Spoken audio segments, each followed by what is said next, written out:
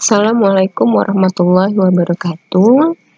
Apa kabar anak-anak ibu semuanya?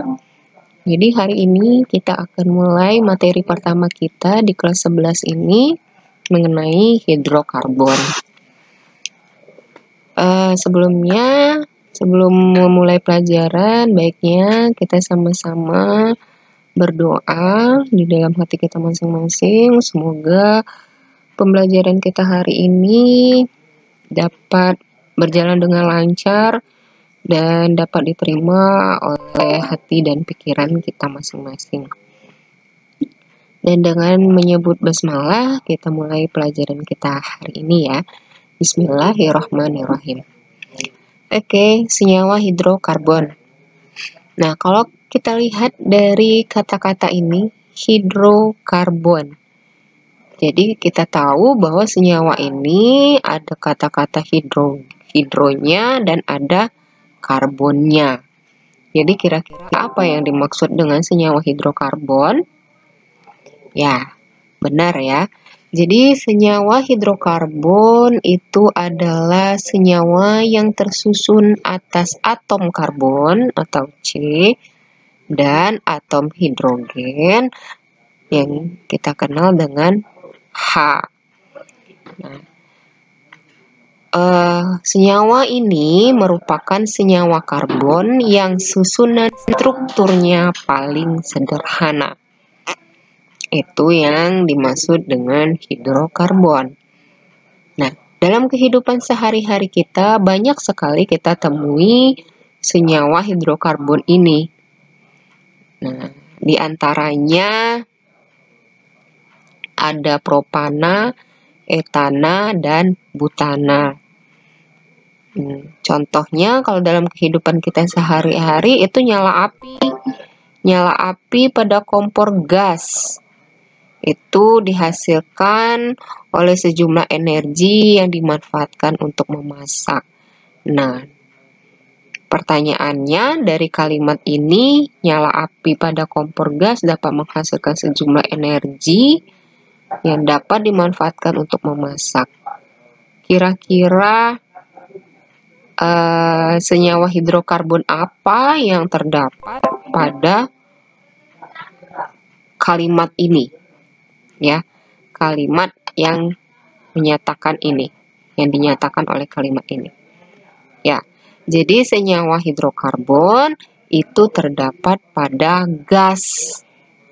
Gas yang kita pakai sehari-hari atau yang sering kita sebut dengan LPG itu juga merupakan salah satu hidrokarbon. Nanti kita bahas kira-kira senyawa hidrokarbon apa yang terkandung di dalam gas. Oke, next. Jadi bisa dipahami ya bahwa senyawa hidrokarbon itu adalah senyawa yang disusun oleh atom karbon atau C dan atom hidrogen atau H. Nah, perkembangan kimia karbon. Nah, pada awal mulanya senyawa karbon atau senyawa hidrokarbon itu dianggap hanya berasal dari makhluk hidup. Itu pada awalnya ya. Senyawa karbon atau hidrokarbon itu hanya berasal dari makhluk hidup.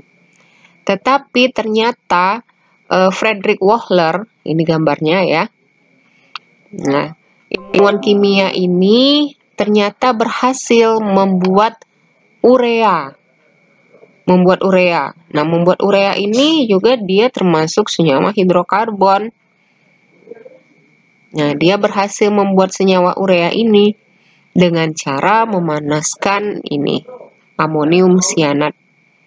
Nah, dengan begitu, senyawa urea ini kan nggak berasal dari makhluk hidup, melainkan dia berasal dari pemanasan dari senyawa ini, NH4CNO atau amonium cyanat.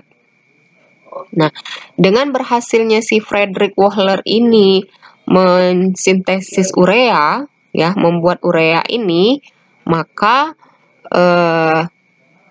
gugur sudah anggapan yang menyatakan bahwa senyawa hidrokarbon hanya diperoleh dari makhluk hidup. Buktinya apa? Ini urea yang termasuk senyawa hidrokarbon ternyata bisa dibentuk dari amonium cyanat, ya. Jadi bisa berasal dari luar makhluk hidup. Nah, sejak penemuan Wohler ini, maka senyawa hidrokarbon itu dibagi menjadi senyawa organik dan anorganik. Itu dia, ya. Kita lihat. Nah, tapi walaupun demikian, kalau kita lihat ya, senyawa organik ini berasal dari makhluk hidup, berarti ya organik. Berarti dia berasal dari makhluk hidup. Sedangkan anorganik itu disintesis oleh manusia. Nah, tapi katanya ini tidak didasarkan pada asalnya. Pengelompokan senyawa organik dan anorganik ini tidak didasarkan pada asalnya, tetapi didasarkan pada sifat-sifatnya. Kita lihat. Nih bisa kalian baca. Senyawa organik itu titik didih dan titik lelehnya rendah. Mudah larut di dalam air, larut nonpolar, kurang reaktif atau kurang sukar bereaksi. Itu kalau senyawa hidrokarbon yang berasal dari makhluk hidup. Tidak stabil terhadap pemanasan. Nah, sedangkan senyawa anorganik katanya titik didih dan titik lelehnya tinggi, kebalikan dari senyawa organik. Terus, tetapi ada yang sangat rendah. Jadi kalau tinggi sekali titik didih, titik lelehnya tuh ya. Tapi kalau rendah sekali. Nah, terus katanya mudah larut di dalam pelarut polar, bersifat reaktif dan stabil terhadap pemanasan. Itu beda antara senyawa organik dan senyawa anorganik. Senyawa hidrokarbon yang berasal dari senyawa organik dan senyawa hidrokarbon yang berasal dari senyawa anorganik. Itu bedanya. Nah, selain mengandung atom karbon, senyawa organik juga dapat mengandung atom lain seperti hidrogen, oksigen, nitrogen, belerang, dan fosfor. Oleh karena itu, senyawa organiknya juga disebut dengan senyawa hidrokarbon. Nah, senyawa karbon yang berasal dari tumbuhan, hewan, karbohidrat, protein, lemak, hormon, itu merupakan hasil biosintesis dalam tubuh atau sel tumbuhan dan hewan. Contohnya apa? Yang berasal dari sel tumbuhan dan hewan. Ya, betul. Itu ada batu bara, gas alam, dan minyak bumi. Batu bara itu walaupun hasilnya itu dalam bentuk makhluk yang tidak hidup ya, kalau batu bara, gas alam, minyak bumi ya.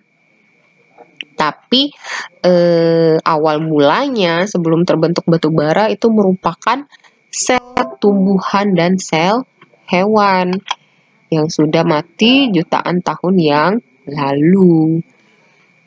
Itu juga termasuk senyawa hidrokarbon karena disintesis dari sel organik atau sel makhluk hidup.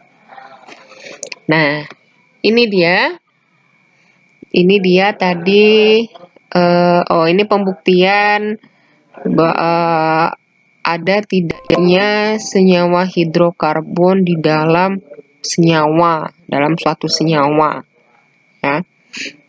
Nah, ini bisa kalian lihat gambarnya. Ini uji pembakaran senyawa karbon. Jadi ada sampel ini kita mau mengetahui kira-kira di dalam sampel ini ada nggak senyawa hidrokarbonnya. Ya, ini adalah contoh salah satu cara untuk mengidentifikasi ada tidaknya senyawa hidrokarbon dalam suatu senyawa. Nah, jadi sampel ini pertama dipanaskan katanya. Dipanaskan